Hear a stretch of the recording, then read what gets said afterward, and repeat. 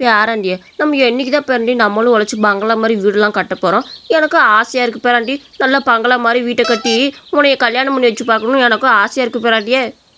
கிளவி அதுக்கு முதல்ல நீ என்னைய படிக்க வச்சிருக்கணும். படிக்க வைக்காம நல்ல தற்குறியாடியை வளர்த்துப்புட்டு இப்போ பங்களா வீடு கட்டணும்னா எங்கே போகிறது? சரி கிளவி, அதெல்லாம் நடக்காத பேசிக்கிட்டு நான் ஒரு நல்ல ஐடியா வச்சுருக்கேன். நீ அதுபடி நடந்துக்கணும் சரியா? ஐயோ கிளவியே, என்னாச்சு கிளவி உனக்கு? நேத்தெல்லாம் நல்லா தடருத, இன்னைக்கு படுத்து படுக்கையா இருக்கிறீங்க.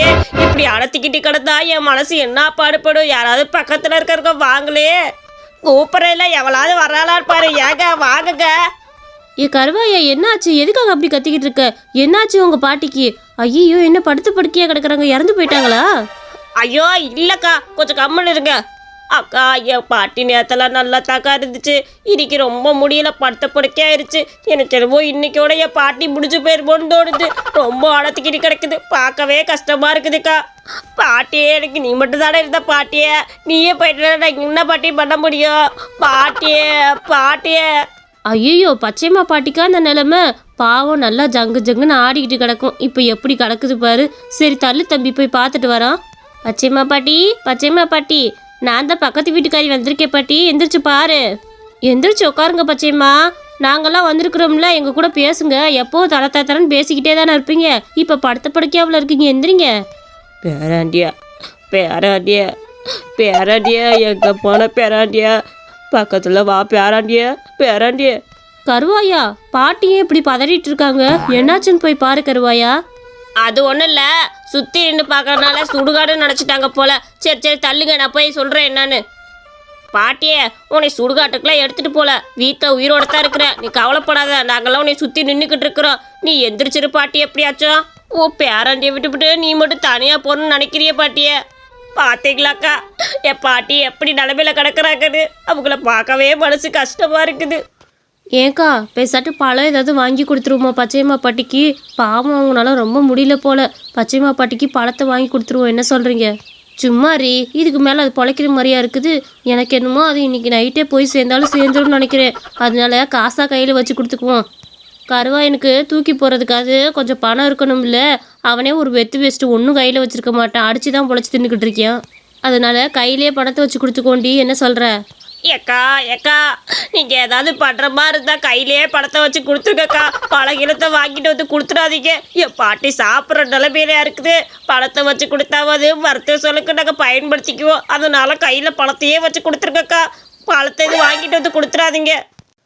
சரி கருவாயா, நாங்களும் அதை பற்றி தான் பேசிகிட்டு இருந்தோம். பணத்தையே கையில் வச்சு கொடுத்துட்றோம் என்ன? பச்சையம்மா பாட்டி இந்தாங்க பணம். பணம்னா ரொம்ப ஆசைப்படுவீங்க. இப்போ பாருங்க, கையில் கூட வாங்காமல் படுத்து கிடக்குறீங்க. இந்தாங்கம்மா பணம்.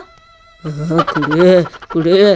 அட இந்த பச்சையம்மா பாட்டி நல்ல தெளிவாக தான் இருக்குதுப்பா. காசை கொடுத்ததுமே படக்குன்னு வாங்கிக்கிச்சு தெரியுமா? பரவாயில்ல, செத்து போகிற வயசுலேயும் கூட இந்த மாதிரி பணத்து மேலே எவ்வளோ ஆசைப்பாரு, குறைய மாட்டேங்குது. ஏண்டி, எந்த மனுஷனுக்கு தான் பணம்னா பிடிக்காது? அதுக்கு பிடிக்காமையே இருக்க போது அதான் வாங்கிக்கிச்சு லபக்குன்னு.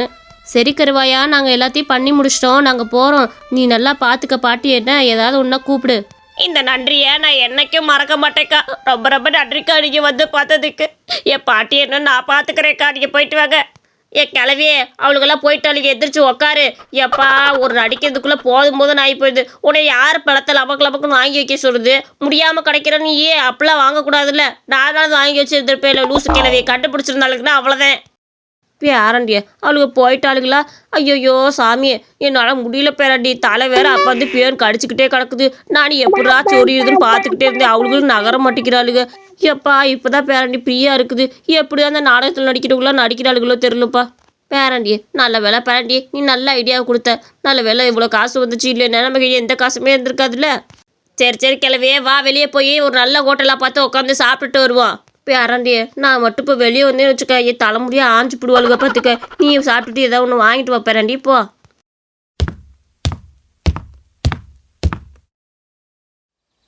என்ன நீ கடை வச்சிருக்கிற? இந்த மண்டி பிரியாணியை 2 பேர் தான் சாப்பிட முடியுமா? அப்போ ஒரு ஆளாக வரவங்களாம் பட்டினியா போகிறதா? எனக்கு பரவாயில்ல, எனக்கு நான் ஒரு ஆளே சாப்பிட முடியுமான்னு பார்த்துக்கிறேன். குடும்போது நீங்கள் ஒரு ஆளாக சாப்பிட்றது மாதிரி இருந்தால் பரவாயில்லையே, நீங்கள் கம்மியால் கேட்குறீங்க. கரெக்டாக ஒரு பிளேட்னா ஒரு பிளேட் தான் வாங்கிடும். அதுக்கு அரையெல்லாம் நான் தரமாட்டேன். எனக்கு லாபம் அதில் நிற்காது பார்த்துக்கோங்க. அதனால ஒரு பிளேட்டை முழுசாக வாங்கி நீங்கள் சாப்பிட்றதுனா சாப்பிடுங்க.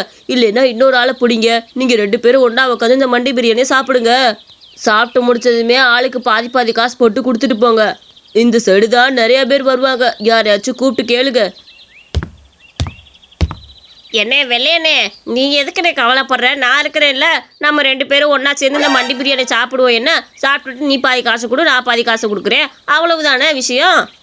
இந்த மூக்கு ஒழுகுற பையன் கூட எல்லாம் என்னால் உட்காந்து சாப்பிட முடியாது. இவன் மூக்கு ஒழுகுறத பார்த்தாலே எனக்கு அருவருப்பாக இருக்குது. இவன் கூட உட்காந்து நான் சாப்பிடணுமா? இவன் சாப்பிட்றப்ப அந்த மூக்குச்சளிலாம் வந்து சாப்பாடுக்குள்ளே ஒழுகும். என்னன்னே இப்படி சொல்ற? சளியெல்லாம் மனுஷனுக்கு பிடிக்கிறது தானே. இதெல்லாம் ஒரு வியாதி கிடையாதுன்னு, இயற்கை. இதெல்லாம் ஏற்றுக்கிட்டு போயிட்டே இருக்கணும். சரி வானே 2 பேரும் உட்காந்து சாப்பிடுவோம். ஆள் பார்க்க ஒல்லியாத்தான் இருக்கான். இவன் எப்படி கம்மியாகத்தான் சாப்பிடுவான். நம்ம எப்படியாவது நிறையா சாப்பிட வேண்டியது. அட்டா என்னவே ஓவர் டேக் பண்ணுறானே நம்மளையே.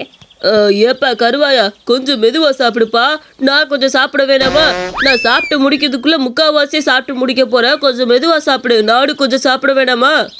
அதெல்லாம் முடியாதுண்ணே. நீ சீக்கிரமாக சாப்பிட்னா சாப்பிடு. எனக்கு ரொம்ப பசிக்குது, அதனால சாப்பிட்றேன். இதெல்லாம் கணக்கு கிடையாதுப்பா. 6 பஸ்ட்டு சாப்பிட்றாங்கிறது போட்டியா என்ன? பசிச்சதை சாப்பிட போகிறோம். 2 பேரும் காசு கொடுக்க போகிறேன். அவ்வளவுதானே. நீ சாப்பிட்றத சாப்பிடு, நான் சாப்பிட்றத சாப்பிட்றேன். இந்த திருட்டு பையன் முக்கால்வாசி தான் சாப்பிட்டு போட்டானே. அடு கடவுளை, இவனை போயா சாப்பிட்றதுக்கு கூப்பிட்டோம். கண்ணு முடித்திருக்குள்ளே எல்லாம் சாப்பிட்டு போட்டியான்.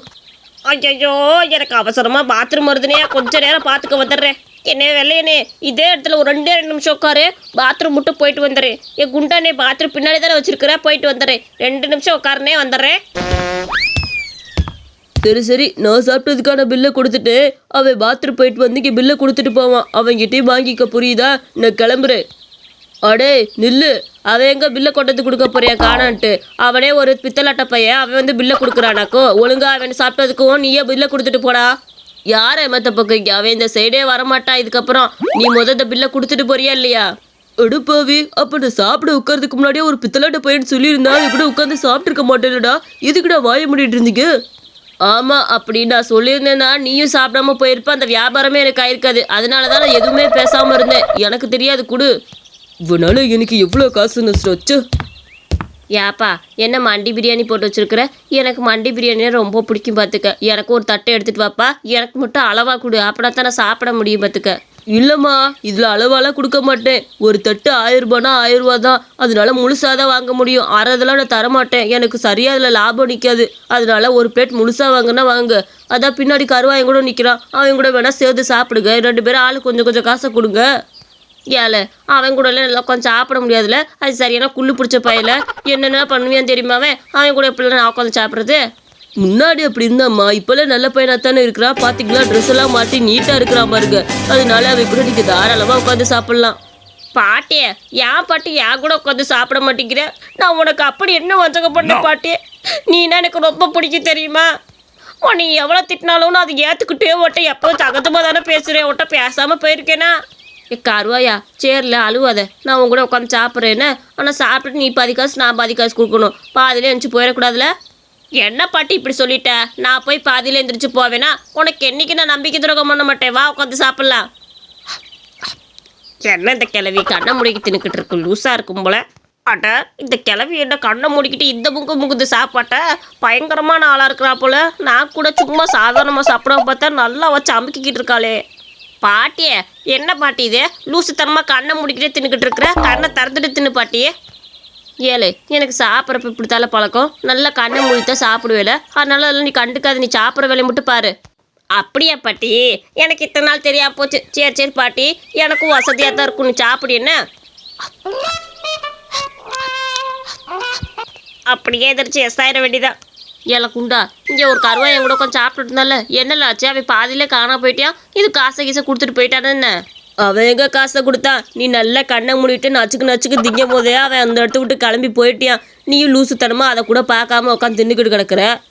சரி சரி, அவன் போனா போகிறான். நீ மிச்ச பணத்தெல்லாம் எடுத்து கொடுத்துட்டு போ.